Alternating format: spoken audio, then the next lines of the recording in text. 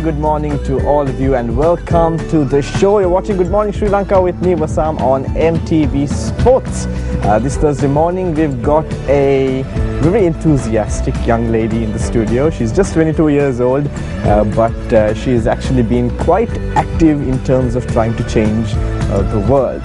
She is Sashini Gomez. Good morning to you. Good morning, Wasam. And welcome to the show. Thank you for having me. Now, just 22 and you've already done a lot. And you basically, you do a lot of things with regard to trying to change things and make the world better. You fight for topics like women's rights, youth activisms. You've gone abroad, worked with political parties, created associations in school. You've done a lot, actually.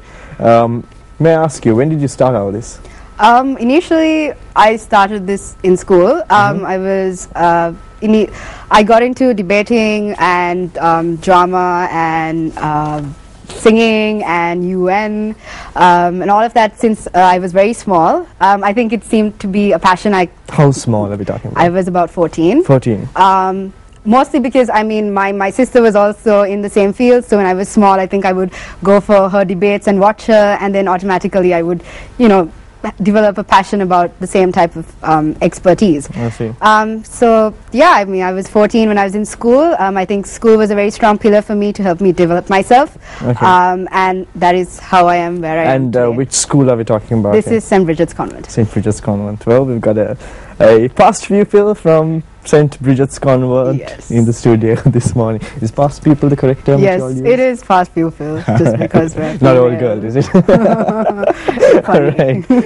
So, Sashini, now you did say that when you started in school and stuff, you're actually one of the people who took an initiative to start creating certain clubs in school and all. Would you like to elaborate on that? Yeah.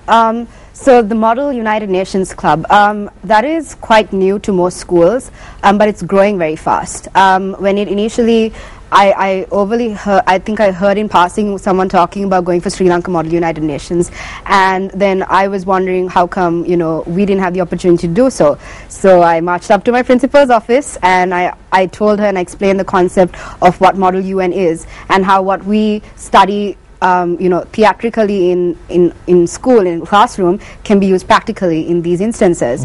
And it actually gives people more of an understanding of what actually is happening, because I strongly believe seeing is believing, and once you're in a conference of that magnitude, you actually understand what global issues are. How old were you when you wanted to initiate this? I was 16 at that time. You were 16, and at that time you've not really had exposure to Model United Nations, yes. but a lot of other schools did. Yes. So how did you really find out what it was all about?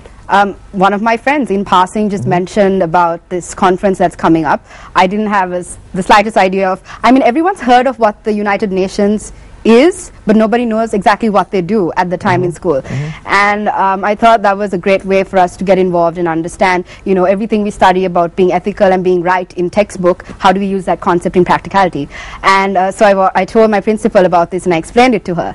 And what was the first reaction? She was usually, hesitant. let's be quite honest about these things. Usually here we sometimes we get the understanding kind of teachers, we get the understanding kind of principals, and we also get the stereotypes. Yes. Don't we? Yes. Sometimes if you are a student and they say, okay, there's this young person approaching me and she's coming up with an idea, and you know, sometimes what we see most of the time is that people tend to shoot young ideas down.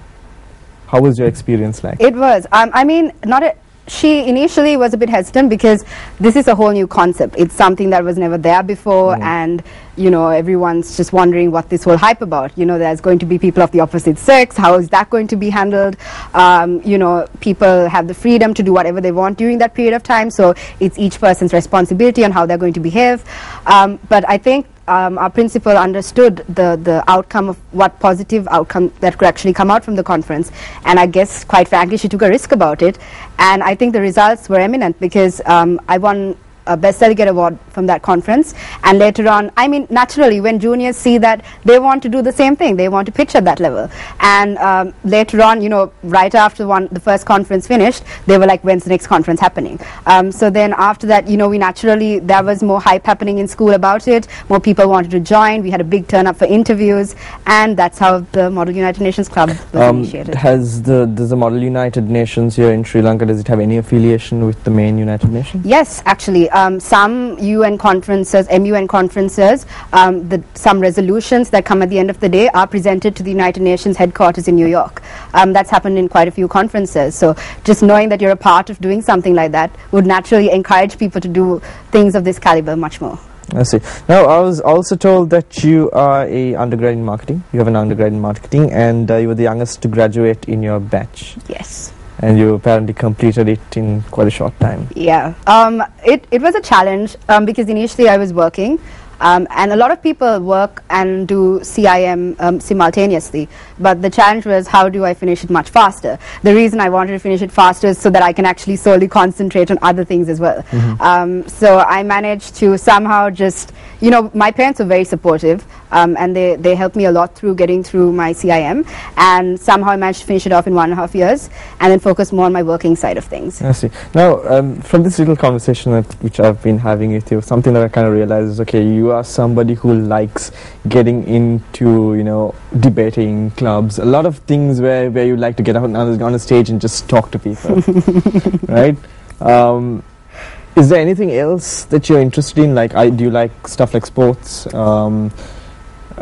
acting perhaps? Yes.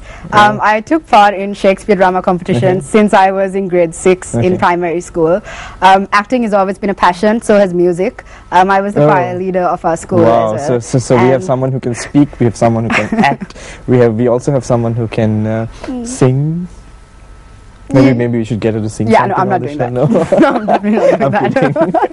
We're not going to embarrass you this morning. No, I mean, we could do a duet if you really want to. I know that you can. I'm going to. Yeah, the thing with me singing is I sound good in the bathroom. I see you're one of those people. Yeah, so if we could, like, you know, fix a mic over there, and then if we can do this in 2 different locations, and maybe that will work out. That'd be pretty cool. But yeah, that should be a new app. That is actually quite an interesting idea. Pretty cool, singing in the shower. Quite an interesting idea. I'm in digital marketing myself. Yeah. So, I think I'm just going to steal a few ideas of Sashini from the show. Anyway, Sashini, now getting back to you. So, how many clubs and associations and sports and singing, how many things were you involved in together in school? Numbers wise, I'm not too sure. I don't really keep tabs on how many. But I think pretty much every extracurricular, you know, around I was a part of. Interact, drama, debating, MUN, and then I had prefectship, and naturally my commitments to my academic side of things. Now here's the problem with doing that in conventional certain mindsets at home. Parents usually expect you to go to school and first focus on your studies, and they say, okay, if you can manage to keep up with your grades, then you can maybe select a few things you want to do. But then Sashini Gomez goes out there, she goes to St. Bridget's Convent, and she starts getting involved in anything she can get her hands on. Safe to say? You could, yeah, I guess. Alright, of course, in all the positive aspects of things, which would, you know, help towards the betterment of your self, personality, and future. Now, Sashini, here's a tough question. Now, obviously you would have had parents who parents or guardians who have been supportive of this, or else you would have not been able to do what you did. What kind of advice can you give other people? I mean, what kind of advice or motivation can you give towards the parents out there who have mindsets that are different to what you went through? Yeah, I agree, because how things happen traditionally is very, very different to how things happen now. Back then, during our parents' time, I think school had extracurricular to an extent, but not to the extent we have today. And I don't think it was a challenge for them as in comparison to us on how are you going to balance work and studies. So, you know, when a daughter or a son comes up to their parents and be like, so I'm going to join this new club, apart from everything else I'm in, the first question they're naturally going to pop out is, how are you going to cope? What's going to happen to your grades? But I think that the generation of now has a natural ability to multitask. They're born in the age of technology, where you're constantly doing several different things at the same time.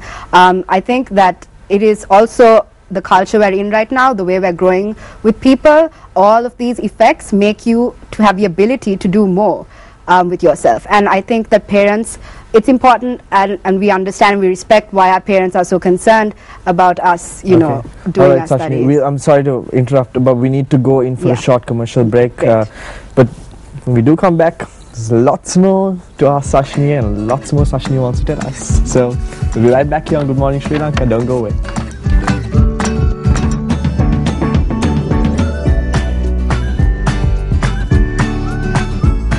Welcome back to Good Morning Sri Lanka. I've got a very enthusiastic and bubbly young lady here in the studio for this morning's show. We have Sashini Gomez, a youth achiever, a young achiever who's actually been involved in multiple things. She's also very talented. She can sing, she can act, she can speak. Can you dance too? You can find out at a party. Alright, so I've got an open invitation to just Alright, Sashini. Now, certain things you've been doing, certain topics you've been involved in, certain activities, they basically have to do with youth activism and gender equality. So I'm going to start off with youth activism. I'm going to ask you this question. Now, youth activism is something which a lot of people have actually we see a lot of young people getting involved in social media, and lately I've been seeing a lot of posts on social media, initiatives for youth activism. So before we go in there, what is youth activism really? Youth activism, to me, is anybody who has a passion, who has the right combination of passion and determination, who really feel that they can contribute positively and want to change the world, do it. Okay, and could you give a few examples of what you've been doing about it? Yeah, I've had a journey throughout life, I would say, at the age of 22, I guess. It was one thing led to another. So after school, I received an opportunity to go for Harvard Model United Nations. And that conference really opened up my eyes. Wow, how do you manage to get into Harvard Model United Nations? That is a major achievement in itself. Yeah, the people who come for the Harvard University Model UN is pretty competitive.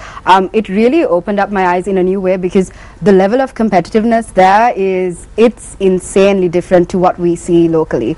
People are very forward thinking. By the age of 10, they know what they're going to do when they leave high school, and when they're in high school, they know what job they're going to have the next internship at, and who they're going to be working for. And that really was a wake-up call to me. I was to a certain level proactive and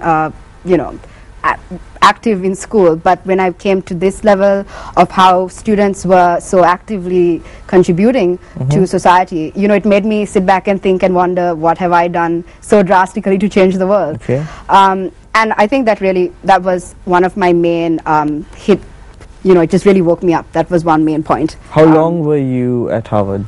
That conference was about, I think, 5 days, but surprisingly 5 days is enough to really give you a calling and say how much more you need to do if you really want to change the world. The people, the level of competitiveness, it's insane. And you would have obviously been around a lot of people from different parts of the world, right? Yes, that was a strong point. You get to understand how people from different cultures and backgrounds come and they want to do the same thing as you. You learn to communicate, to network with people, and that's a lot of strong points, I think, brought on. And a lot of people bring innovative ideas on how they think they can change the world. It's not your traditional setback of, Well, what did it feel like when you found yourself in a room with people from all over the world united for one cause? Yeah, it felt amazing. I think a lot of activists and people who believe that they're working for a cause, I think the reason they do certain things is because the way they feel at the end of the day. You feel like you've done something good. You feel like you've contributed. You haven't been sitting back and just complaining about why everything is so wrong. You've stood up and, you're actually doing something about how you think you can change and make something right. Okay. So that feeling it's unexplainable. And what do you think your biggest or best experience at Harvard was? At Harvard, I think it was the people aspect of it. It was the people aspect of how smart one can be. Everyone there knew minimum of 5 languages each.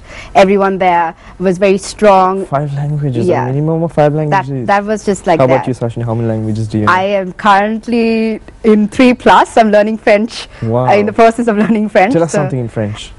Bonjour, because it is good morning. Oh, We're doing alright. good morning show. Okay.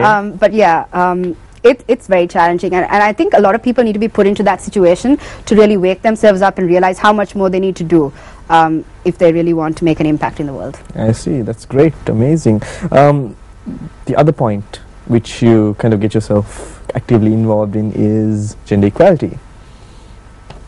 Any thoughts on that? Yes. I think gender equality is very important, especially being an Asian country, a South Asian country at that, because our rights in comparison to a European country, let's say, is not exactly recognized. I think that there is a lot that needs to be done in countries like ours in terms of gender. And I recently got a question from the UN. They had this survey going on Twitter, and they were like, in your words, explain to us what a feminist is. So I said, I think a feminist is a woman who believes that if a man can wear a sarong and rule the world, then a woman can wear a hatte and do the same. It's simple thoughts like that where you want to process. If you really think that, I think feminism shouldn't be overthought. Okay. I think it's something that it's a part of the balance of life, and I think that, you know, certain events happen in the history of the world, and I think it's up to us to try and equal out that weight that seems to be inclining on one side. I see. A lot of certain. I mean, it's very interesting because we've had guests in the past here in Good Morning Sri Lanka who've had different opinions, especially on gender equality, and we've had shows on women empowerment and stuff. And it's interesting where certain women who fight for women's rights, they think that certain factors like chivalry, for example, is overrated, and they're anti-male being chivalry factor. All right. Yeah. And at the same time, I've interviewed women who fight for women's rights who also think that chivalry is important. What do you think? I think there has to be a perfect balance. What I think is, I think it has to be it's a 50-50 give and take. I don't want to go into specifics of what a man should do and what a woman shouldn't do, but what I'm saying is that right now the equation is a bit off guard, and that this needs to be balanced out. Okay, so as someone who's traveled a lot as well, do you think chivalry is dead? No. I mean, a woman would always be excited if a man opens the door for her. The same way a man would be surprised if the woman offers to pay the bill. I think it should work 50-50. We're living in a day and age where equality is very important. People fight for rights. And, rights between men and women is something that should just be equal as well. All right. Well, on that note, we need to go in for a commercial break again. That is Sashini telling you whether chivalry should be there or not. All right. We're going to go in for a short commercial break. As I said, when we do come back, we have lots more to discuss with Sashini. So don't go away.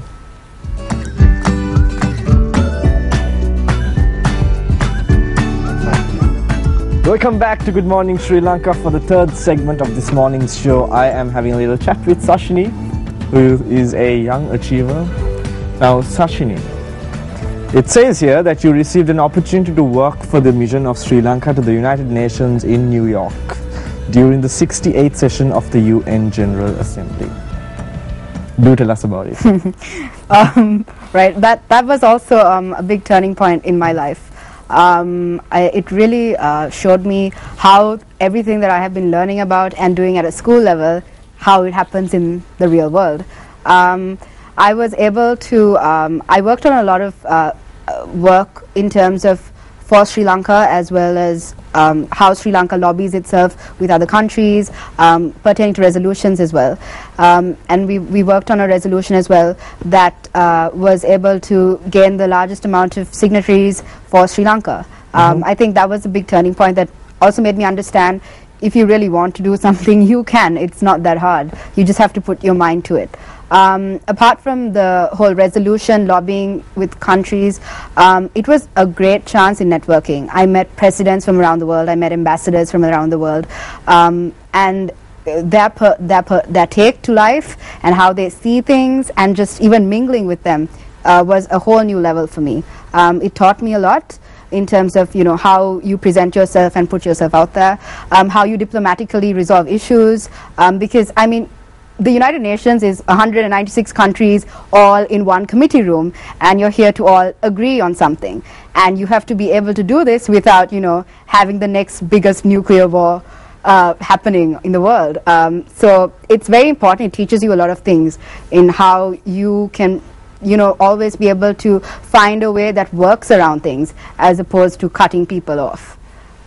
So that was a very strong point it taught me. And also for the Sri Lankans, I was able to work closely with the Sri Lankan delegation that came there. That was a great experience as well. It was a good time for me, I think, to be at the United Nations and actually see how things are happening. So, was this the first time you were in New York? Second time. Second time? Yes. So how was your experience over there? New York City is, I swear, it is the one city that, you know, just the way you see it on TV is what you see in reality. I could say I've without never a been to doubt. New York. Yeah. Whatever it is. I mean, most movies are shot in New York City, and I think from what I saw, whether it's Times Square, whether it's the Empire State Building, you know, it's the Statue of Liberty, it literally looks like what you've seen on TV, and it is an amazing place. I would recommend it for anyone, you know, to save up right now and, you know, just visit New York? Just to visit New York. How long were you there for? I was there for 4 months. So, you know, that's quite yeah, I got used to like living to, you know, that type of lifestyle. They're very quick, they're very fast paced. You know, on the streets you're just going to see people walking very fast, and they're very quick to do things. It teaches you a whole new lifestyle. It's pretty opposite to what we do in the Asian culture of things. Usually here in Sri Lanka, you know, you walk on the street and you see someone passing you by, the first thing you do is you look at him and you smile. Yeah. But there in Western countries, you do that, they think you're crazy, right? They do. They think you're nuts. So when you first went there, did you make the mistake of smiling at people? Did they think you were crazy? But surprisingly, people are friendly. I mean, maybe not the randomer you meet on the street, but if you're lost and you're looking for directions, or if you just want to know about something, people are very friendly. Because I think New York City is a city. It's a very multicultural hub. So you have people from all over the world there. It's like another little mini world there in itself. So it did, you know, you're not just pertaining to certain types of people, which is one thing I really liked about New York. I see. Well, listening to what you've been saying, it seems like you've been doing a lot of things with regard to international relations. But you did go ahead and get an undergrad in marketing. What made you do that? That is something, actually, I think it's very important that we communicate to the future youth, is that in this day and age, you don't have to, just because you specialize in a certain, you know, qualification, for example, like I did in marketing, it doesn't mean that, you know, if I want to work for the United Nations that I can't. The United Nations in itself, all their major people at high levels, there are people from corporate side, there are people from the like the law side, there are accountants, there are engineers, there are people from a complete variety of fields. And that is something that is very important that we note and communicate to people, is even whether it's the UN or whether it's anything else you want to get involved with, you don't have to worry about limiting yourself to having a certain degree, and because of that, you know, you're compelled to do that certain field. You're not. Whoever tells you that, they're wrong, because I was one person who thought that, and I thought, okay, now I've done an undergrad in marketing, does that mean I'm only stuck at working in corporates for the rest of my life? It doesn't. And it actually means that whatever you learn, you just have to find the area in which your expertise can be used, and that applies to all organizations. All right, Sashini. Sashini, are you a fan of the late Michael Jackson? Yeah, who isn't? Well, then this morning, let's listen to a few Jackson tunes right here on Good Morning Sri Lanka. And we'll be right back afterwards.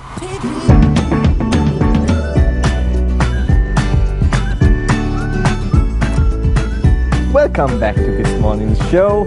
It's a final segment this Thursday morning, and you are with me, Wasam and Sashini. Now, one thing you guys couldn't see, which I had the privilege of seeing, is that Sashini was actually sitting here and she was singing along to the tunes of Michael Jackson's song. Yeah. But of course, you know, when I asked her to sing in front of camera, she was just too shy to do it. Come on, Sachin. I don't know what he's talking about. Something, a little. I don't know what you're talking about. Don't know what you're talking about. Small, something. Unless you're willing to join along, I'm totally fine with it. Well, I can try and beatbox for you or something. Oh, really? Yeah, let's do this. No. I'm not too good with that. Okay, anyway, Sashini, now, rumor has it that you've been seen posting a lot of selfies on social media. Guilty. It seems that I mean, how often do you post selfies? Well, I mean, just one every day, roughly. Every day, Sashini posts selfies every day. Now, certain people think it's really cool. Certain people think it's a mental disorder. And actually, I actually read an article somewhere that said that selfies were declared a mental disorder. Oh, really? Yeah, but then I'm guilty of taking selfies myself. A few, not as much as Sashini. But anyway. You said that you believe that selfies are a way of breaking the ice. Exactly. We want to hear more about that. And yes, it definitely is. In this 21st century, a great way, I think, to break formality between people is, you know, you're just like, hey, let's take a selfie. And, you know, it Let me take a selfie. yeah, just like the song.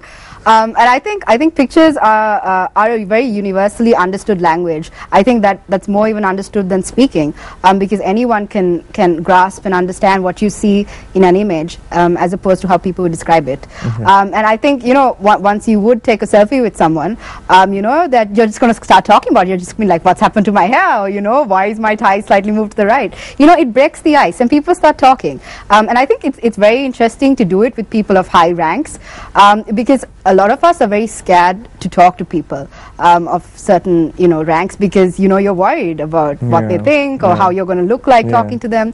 But, you know, I say go for it. I say if you want to, you know, talk to someone, break the ice, ask for you know, is it true that you took a selfie with your principal? That is true. I did. I took a selfie with our principal and many other, you know, high official rank people. I mean, okay, I'll walk us through this moment. How you approached your principal. Now she's a nun. She's a sister. Yes. Yeah. And what did she think? What did you say? She was completely fine sister, with it. Can I take a selfie with you? Or did you say selfie? Or can I take a picture with you? I was like, sister, can we take a picture? And, you know, okay. and then I just raised my camera up there, and my friends were all there, and it was fine. I mean, people, especially people of high places, believe it or not, here's something I learned: they are not as stuck up or as mean as you think they are. They really aren't. They're all very nice people, and they're all humans at the end of the day. It's just our you know, what we would quite frankly think that they are, which stops us from talking to them. And I think it's very important, if you want to go ahead in life, you should talk to them. You should understand, you know, what their experiences are, how they got to where they are. And I believe, like, after the show, you'll be taking a selfie with the crew over here, right? Yeah, why not? You know, why not? And she's going to post it on social media, and everyone behind the scenes also going to be exposed on Sashini's Facebook pages. They're lucky day. Yeah. I'm sure we all are quite lucky. I mean, since you are quite an achiever, it would be nice to actually get in a little bit of that, you know, publicity which she kind of gets. You're making me blush now. all right, Sashini. Now, what do you think your ultimate goal is going to be? Like, I know you've been, from the time you were 14, 16, even now, you've been heading towards a particular path, right? Do you have an ultimate ending point in mind? Like, is there a goal which you want to achieve? A lot of people ask me this question. I mean, it's a question that people ask even at a job interview, or, you know, any random person you meet, they would ask you, what are your goals in life? And quite frankly, I think the average person doesn't know. Because what you want to do now is definitely going to change what you want to do 5 years from now. And even the most interesting people I know in their 50s don't even know what they're doing even then. But I mean, it's very important that you have an idea on which path you're heading. And what is the path that you've set for yourself? The path I have set for myself, the path. righteousness. Yes. Is I'm looking at this type of work, but which involves a lot of humanitarian work. It involves a lot of youth activism, because I think that youth was something that was neglected all of these years, and I think it's very important that we put youth at the forefront, even when you're deciding things like what the post-2015 development agenda is. Let me ask you this question. When you say youth, when people refer to this term youth, what age category is really applicable for this? Yeah. So don't worry, you're safe, I think. She thinks. What was set for most of our international work is anyone between the age of 18 to 29. But then there are some countries that have, we've heard, call youth even a 40-year-old. So I think, but I think 30 is the new young. but what's most accepted is anyone between 18 to 29. Anyone between 18 and 29 is considered youth. Is considered so youth. if you are turning 30 this year, you're still young. Don't listen to Sashini. All that matters is what, you know, if you're young in here, right? Young at heart. Young at heart. Strongest point. All right. So, Sashini, so, I mean, you did say that, you know, you don't believe that long-term goals are something that you need to focus on. So do you have certain short-term goals that you've set for yourself? Definitely. A lot into relation with the work I'm doing right now. Like we had the World Conference on Youth, and then the outcome document that came from that conference was something that we focused on because right now that outcome document that was presented is being presented to the Secretary General even today, right now in New York, which is great news, I think. Wow. It's a big step up for us, for Sri Lanka and globally, because to know that this document was, to explain a little bit about what it was, is that we know that the Millennium Development Goals are expiring in 2015, and what's happening right now with the UN and many organizations is that they're deciding what the next set of goals is going to be. So what happened at this conference was it was one platform, and it was the first platform, as far as I know, that brought youth and governments on the same level and allowed them to negotiate on document on what they believed should be the focus of 2015 for youth. This has never happened in the history before within any United Nations organization, and I think that was a big first for Sri Lanka and globally, to allow youth to, you know, decide and you know, talk to governments and say, I think this should be in here. Okay. Yeah. Well, Sashini, thanks a lot for being with us. It was a really interesting discussion. It was nice having you here, and of course I'm sure a lot of people out there who've been wanting to get involved in things like this, I'm sure you've managed to motivate them as well. So there you go. If Sashini can do it, so can you. So thanks a lot for being with us this morning. That's the end of our show. Do tune in again tomorrow morning, same time. Thank you for watching.